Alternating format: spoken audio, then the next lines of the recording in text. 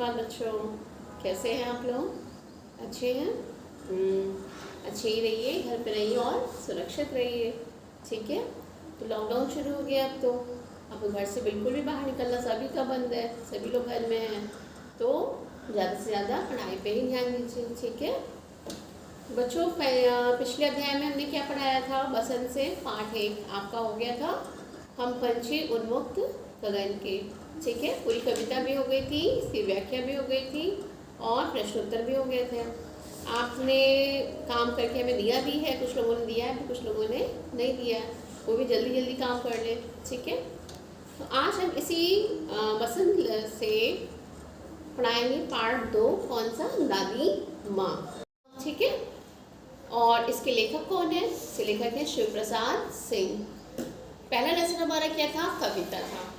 कविता को लिखने वाले को हम क्या बोलते हैं? कवि। और कहानी को लिखने वाले को हम क्या बोलते हैं? लेखक। ठीक है, अंतर होता है दोनों में। जैसे कविता लिखने वाले को हम कवि बोलेंगे और कहानी या नाटक लिखने वाली विधा को हम लिखने वाले को हम क्या बोलेंगे? लेखक या नाटककार। तो ये है हमारी कहानी दादी माँ। ये जो दादी माँ कहानी है वो लेखक ने खुद लिखी है। लेखक ने खुद अपनी दादी के विषय में हमें इस पाठ के माध्यम से बताया कि उनकी दादी कैसी थी, क्या करती थी और कैसा उनका स्वभाव था, उन्होंने किस तरह से दुनिया में जिया है, कैसे अपनी समझदारी से, अपनी परिपक्वता से कैसे उन्होंने जीवन यापन किया और कितनी शिक्षाएं दी लोगों को, वो इस कहानी के माध्यम से लेखक ने हमसे साझा किया है। उन्होंने अपनी ही दादी के विषय में इस पाठ के माध्यम से हमको पूरी सारी बातें बताई हैं। तो चलते हैं, हम लोग अपना लेसन कंप्लीट करते हैं। ठीक है, तो अपनी अपनी किताबें खोल लीजिए और हमारे साथ पढ़िए। ओके, आज पढ़ेंगे पार्ट 2 दादी माँ। आप बच्चों, आप लोगों की भी दादी माँ होती है ना? है ना? सबकी दादियाँ होती हैं और वो हमें अच्छी अच्छी कहानियाँ सुनाती हैं। ऐसे ही लेखक की दादी माँ थी, जो जब लेखक बचपन में अपने गांव जाते थे तो वहाँ पे दादी माँ से मिलते थे। दादी माँ और गांव की यादें उनसे जुड़ी हुई थी, दादी माँ की यादें जुड़ी हुई थी। तो जब जिस समय की घटना का वर्णन ये लेखक कर रहे हैं दादी माँ के बारे में, अब जो लेखक है वो बड़े हो चुके हैं, काफ़ी बड़े हो चुके हैं। और आज उनको एक पत्र मिला जिसमें उनको ये संदेश मिला था, एक दुखद संदेश मिला था कि दादी माँ अब इस दुनिया में नहीं रही। ठीक है, इसको पढ़ के लेखक को बहुत दुख हुआ और उनके मन में पुरानी यादें उभरने लगी। जो भी उन्होंने बचपन में दादी माँ के साथ बताई थी, पूरी यादें उनके दिमाग में आने लगी कि कैसे हम गांव जाते थे, क्या होता था, दादी माँ कैसे उनके साथ व्यवहार करती थी और गांव के और लोगों के साथ कैसा था उनका। तो सारी यादें उनकी ताज़ा बिल्कुल हो गई। जब उनके हाथ में ऐसा दुखद समाचार आया तो उनके पूरी यादें ताज़ा हो गई।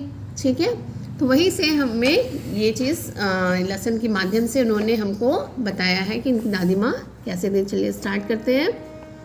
कमज़ोरी ही है अपनी, पर सच तो यह है कि ज़रा सी कठिनाई पड़ते ही बीसों गर्मी, बरसात और बसंत देखने के बाद भी मेरा मन सदा नहीं तो प्राय अनमना सा हो जाता है। ठीक है, कमज़ोरी ही है अपनी, पर सच तो यह है कि ज़रा सी कठिनाई पड़ते बीसों गर्मी, बरसात और बसंत देखने के बाद भी। बीसों गर्मी का मतलब क्या हुआ? बीसों गर्मी का मतलब हुआ कि लेखक अब इस समय बहुत बड़ा हो गया है और उसने 20 बार, हर साल गर्मी, सर्दी, बरसात आती है ना, तो हर साल यानी कितने साल, 20 साल कम से कम हो गए हैं उसने गर्मी देखी है, बरसात देखी है, बसंत का महीना देखा है। लेकिन मेरा मन सदा नहीं तो प्राय अनमना सा हो जाता है। हमेशा नहीं, लेकिन कभी कभी कैसा हो जाता है? बेचैन। अनमना मीन्स बेचैन हो जाता है। मेरे शुभचिंतक मित्र मुँह पर मुझे प्रसन्न करने के लिए आने वाली छुट्टियों की सूचना देते हैं और पीठ पीछे मुझे कमज़ोर और ज़रा सी प्रतिकूलता से घबराने वाला कहकर मेरा मजाक उड़ाते हैं। लेखक अपने बारे में बता रहा है कि जो मेरे मित्र हैं वो सामने तो मुझे छुट्टियों की सूचना देते हैं, लेकिन जैसे ही वो हम मुड़ते हैं, मतलब पीछे हटते हैं मेरे से, वैसे ही मुझे मेरा मजाक उड़ाते हैं और मुझे ज़रा सी प्रतिकूलता, मतलब ज़रा से प्रतिकूल का मतलब होता है अंतर, ज़रा सा भी कुछ भी बदलाव आता है तो मुझे घबराने वाला कहकर मेरा मजाक उड़ाते हैं। सोचता हूँ अच्छा अब कभी उन बातों को ना सोचूंगा। ठीक है जाने दो, सोचने से क्या होता ही है। पर बरबस मेरी आंखों के सामने शरद की शीत किरणों के समान स्वच्छ शीतल किसी की धुंधली छाया नाच उठती है। मैं हमेशा अपने दोस्तों के बारे में सोचता हूँ कि छोड़ो उनकी बातों को, मैं क्यों दिल से लगाऊँ, क्यों सोचूं। और मैं हमेशा यही सोचता हूँ, लेकिन पता नहीं क्यों शरद की शीत किरणों, शरद ऋतु होती है ना, ठंडी की ऋतु होती है, उसकी किरणों के समान ठंडी किसी की धुंधली छाया मेरे सामने आती है। किसके सामने? लेखक के सामने। मुझे लगता है जैसे क्वार के दिन आ गए हैं। क्वार के दिन कौन से होते हैं? जब बरसात ख़त्म होने लगती है और ठंड के दिन शुरू होने वाले होते हैं, तब होता है। मेरे गांव के चारों ओर पानी की ही पानी हिलोरे ले रहा है। दूर के सिवान से बहकर आए हुए मोथा और साई की अधगली घासें, घेऊर और बनप्याज की जड़ें तथा नाना प्रकार की बरसाती घासों के बीज सूरज की गर्मी में खौलते हुए पानी में सड़कर एक विचित्र गंध छोड़ रहे हैं। क्या होता है बच्चों, जब पानी बरसता है उसके बाद जो घासें होती हैं वो पानी के साथ, जब पानी बंद होता है पानी बरसना तो पानी भर तो जाता है, साथ ही साथ क्या होता है, जो घासें होती हैं ये घासों के नाम है मोथा और साही। घासों के एक प्रकार है, जाति का नाम है। तो वो सब क्या होता है, सड़ने लगती हैं उसी में। जब धूप निकलती है तो पानी के साथ वो सड़ने लगती है, तो उसमें बदबू नहीं आती है, एक अजीब सी महक आती है। ठीक है। रास्तों में कीचड़ सूख गया है और गांव के लड़के किनारों पर झाग भरे जलाशयों में धमाके से कूद रहे हैं। क्या होता है, जलाशय जो होते हैं, जलाशय मतलब तालाब वगैरह सूख गए हैं और जो गांव के लड़के होते हैं वो क्या करते हैं, उसी तालाब में नहाने लगते हैं। अपने अपने मौसम की अपनी अपनी बातें होती हैं। हर मौसम की अपनी अलग अलग बातें होती हैं। जैसे गर्मी में आम, बरसात में पानी का अलग मज़ा, सर्दियों में ठंडी ठंडी मौसम, रज़ाई का अलग ही मज़ा होता है। आषाढ़ में आम और जामुन ना मिले चिंता नहीं, अगहन में चिवड़ा और गुड़ ना मिले दुख नहीं, चैत के दिनों में लाई के साथ गुड़ की पट्टी ना मिले अफसोस नहीं, पर क्वार के दिनों में इस गंधपूर्ण झाग भरे जल में कूदना ना हो तो बड़ा बुरा मालूम होता है। अब लेखक कहते हैं, लेखक अपने हिंदी महीनों के नाम लिख ले रहे हैं यहाँ पर। वो कहते हैं कि आषाढ़ का मौसम, अभी आषाढ़ आने वाला है ना, जुलाई में आषाढ़ का मौसम आता है, इसमें आम मिलता है। तो वो कहते हैं अगर आषाढ़ के मौसम में हमें आम ना मिले और जामुन ना मिले कोई दिक्कत नहीं, जबकि उस समय बहुत मिलता है ना। अगहन के मौसम में चिवड़ा जिसको पोहा भी बोलते हैं, उसका होता है, चूड़ा होता है चावल का, और गुड़ ना मिले उससे भी कोई दुख नहीं है। चैत के दिनों में लाई मतलब लई के साथ गुड़ की पट्टी ना मिले तो भी कोई अफसोस नहीं। लेकिन क्वार के दिनों में, क्वार मतलब दिवाली से पहले के दिनों में गंधपूर्ण झाग भरे जल में कूदना ना हो तो हमें बड़ा बुरा मालूम होता है। मतलब कि उसमें नदी के पानी में और जलाशय के पानी में अगर हमें नहाने को ना मिले तो बेकार लगता है। मैं भीतर हुड़क रहा था, 2-1 दिन ही तो कूद सका था, पर नहा धोकर बीमार हो गया। पानी में नहाने से क्या हुआ, लेखक जो था वो थोड़ा बीमार हो गया था। हल्की बीमारी ना जाने क्यों मुझे अच्छी लगती है। लेखक को हल्की सी बीमारी अच्छी लगती, क्यों अच्छी लगती थी आगे बताते हैं वो।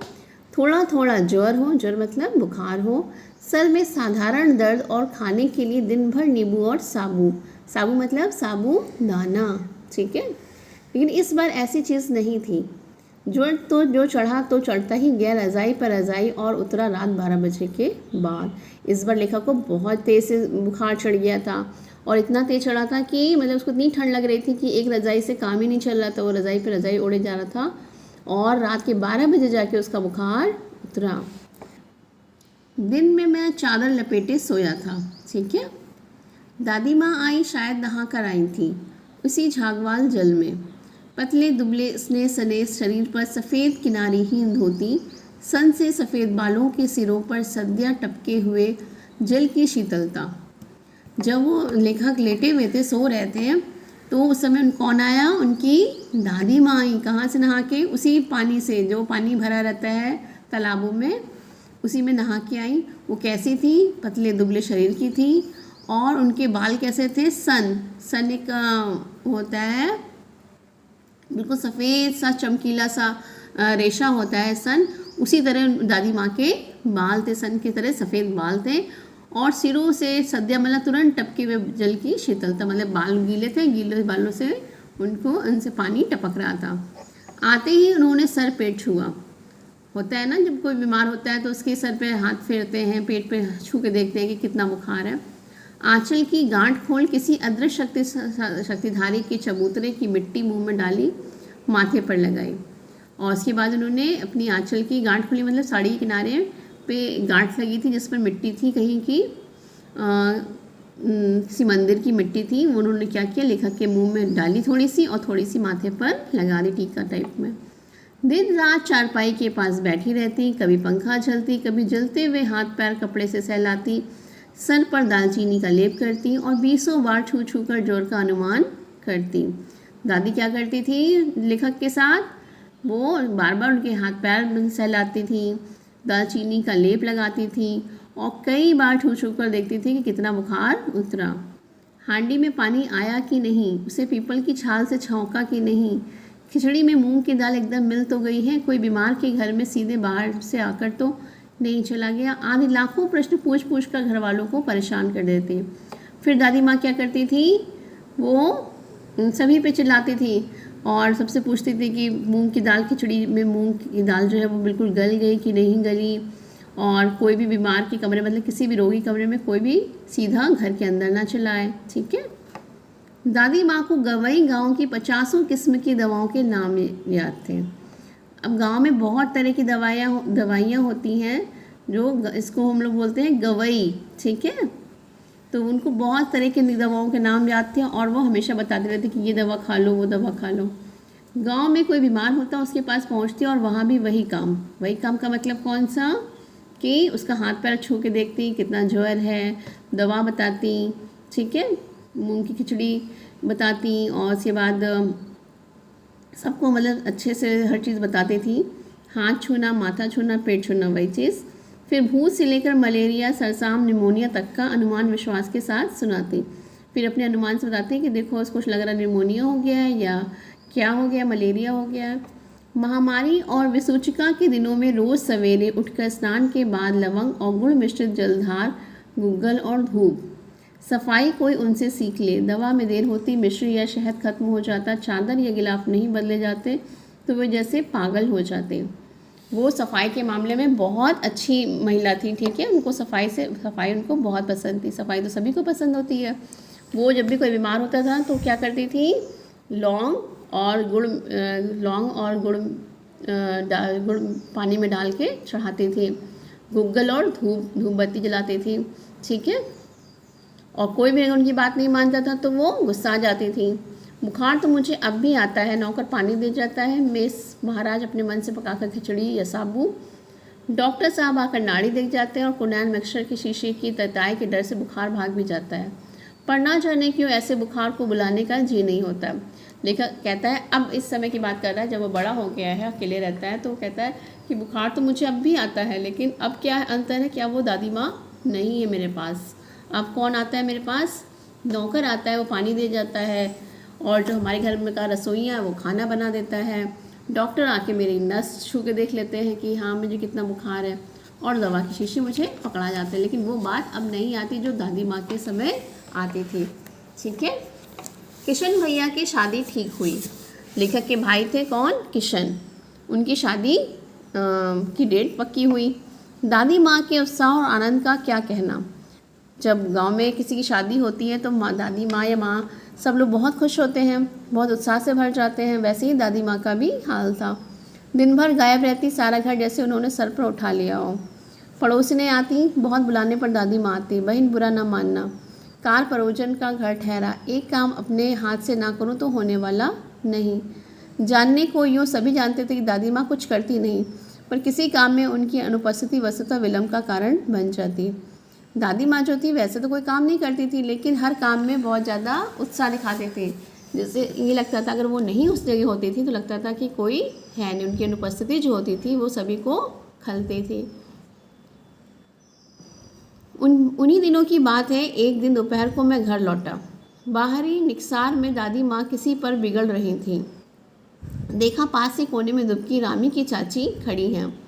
सोना होगा धन्नो, रुपए मैं सूद के आज दे दे, तेरी आंख में तो शर्म है नहीं, मांगने के समय कैसी आई थी, पैरों पर नाक रगड़ती फिरी। किसी ने एक पाई भी ना दी, अब लगी है आजकल करने, फसल में दूंगी, फसल में दूंगी। अब क्या तेरी खातिर दूसरी फसल कटेगी। एक दिन क्या हुआ कि लेखक अपने घर वापस आता है तो देखता है कि जो दादी माँ थी वो किसी स्त्री भी गाँव की महिला पे गुस्सा कर रही थी। वो महिला कौन थी, रामी की चाची थी, ठीक है। और वो गुस्सा इस बात पे कर रही थी कि कुछ पैसे उधार लिए थे रामी की चाची ने दादी से, और देने के नाम पे वो बोल रही थी फसल कटेगी तो मैं आपको पैसा दे दूँगी, लेकिन शायद वो नहीं दे पाए। तो इसी बात पर दादी जो थी वो रामी की चाची पर गुस्सा कर रही थी कि तुम कब दोगी, हर बार तुम यही बोलती हो कि फसल कटेगी तो दूंगी, फसल कटेगी तो दूंगी, क्या तुम्हारे लिए अलग से फसल कटेगी, ऐसा कहते हुए उसको डांटती हैं, ठीक है। तो बच्चों आज हम यहीं तक पढ़ेंगे, ठीक है। आगे का हम नेक्स्ट वीडियो में पढ़ेंगे, ठीक है।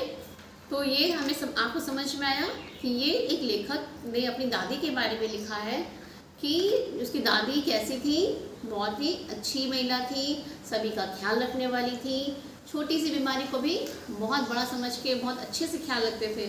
आजकल वैसे लोग हमें नहीं मिलते, हमको आजकल ज़रूरत है ऐसे लोगों की कि वो हमारा ख्याल रखें, हम बीमार हो तो हमारे पास आके बैठे, हमसे बात करें और हमारा ख्याल रखें। लेकिन अब आजकल की दुनिया में ऐसा पॉसिबल ही नहीं होता है। क्या होता है कि डॉक्टर आ जाते हैं, वो हमको दवा दे जाते हैं, ठीक है। पहले जैसे दादी लोग साथ में रहा करती थी तो हमारा बहुत अच्छे से ख्याल रखती थी, पर आज नहीं है। तो लेखक को भी इसी बात का अफसोस हो रहा है कि मेरी दादी थी, वो कैसे मेरा ख्याल रखती थी, छोटी सी बीमारी को बड़ा बना देती थी और कितने अच्छे से मन से हमारा ख्याल रखती थी, पर आज के समय में हमको वो चीज़ें नहीं मिल रही हैं। तो जब लेखक के पास में अपने भाई का खत आया, चिट्ठी आई कि दादी माँ नहीं रही, तो वो अपनी पुरानी यादों में खो जाते हैं कि बचपन में कैसे मैं बीमार पड़ता था और कैसे वो ख्याल रखती थी, क्या क्या करती थी, ठीक है। तो आज हमारा आधा लेसन हुआ है, ठीक है, आधा हम नेक्स्ट में पढ़ेंगे। तो आपका काम क्या है बच्चों कि इसमें जितने भी कठिन शब्द हैं हम आपको बता देंगे कौन कौन से कठिन शब्द हैं, उनको आपको वाक्य में प्रयोग करना है और उनका अर्थ आपको लिखना है कॉपी पर, ठीक है। तब तक के लिए बाय बाय।